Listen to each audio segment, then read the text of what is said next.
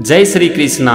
आज हम समझेंगे श्रीमद् भगवद गीता के तीसरे अध्याय का 15वां श्लोक। इस श्लोक में भगवान श्री कृष्ण अर्जुन से कहते हैं, कर्म ब्रह्मोद्भवम विद्धि ब्रह्माचर समुद्भवम तस्मात् सर्वगतम ब्रह्म नित्यम यज्ञे प्रतिष्ठितम।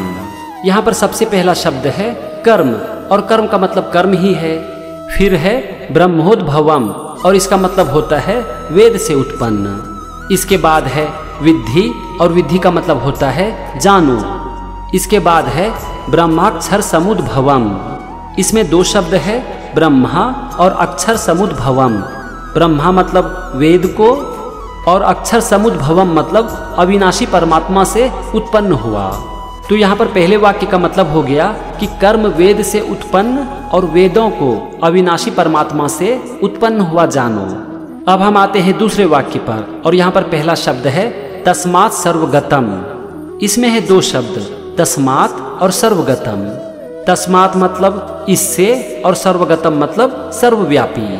फिर है ब्रह्म नित्यम। ब्रह्म मतलब परमात्मा, और नित्यम मतलब सदा ही। फिर है यज्ञ प्रतिष्ठितम। यज्ञ मतलब यज्ञ में, और प्रतिष्ठितम मतलब प्रतिष्ठित है। तो दूसरे वाक्य का मतलब हो गया कि इससे सर्वव्यापी परमात्मा सदा ही यज्ञ में प्रतिष्ठित है। चलो हम दोनों वाक्य को मिलाते हैं और समझते हैं पूरे श्लोक का मतलब। भगवान कहते हैं कि कर्म को वेद से उत्पन्न और वेदों को अविनाशी परमात्मा से उत्पन्न हुआ जानो। इससे सर्वव्यापी परमात्मा सदा ही यज्ञ में प्रतिष्ठित है। चलो मैं इसे आपको आसान करके समझाता हूँ। भगवान अर्जुन से कहते हैं कि तुम इस बात को जान लो कि कर्म वेद से उत्पन्न होता है, और वेद उत्पन्न होता है अविनाशी परमात्मा से।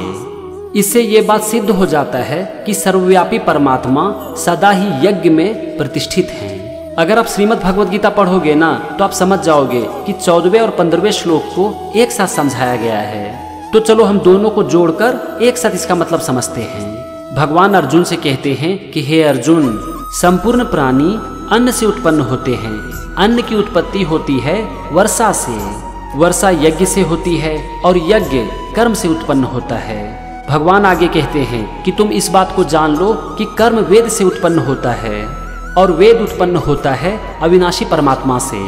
तो इससे ये बात सिद्ध हो जाती है कि सर्वव्यापी परमात्मा सदा ही यज्ञ में प्रतिष्ठित है। ये था 14वें और 15वें श्लोक का एक साथ मतलब। ये था श्रीमद् भागवत गीता के तीसरे अध्याय का 15वां श्लोक, और उसका मतलब अगले एपिसोड में हम समझेंगे 16वें श्लोक को।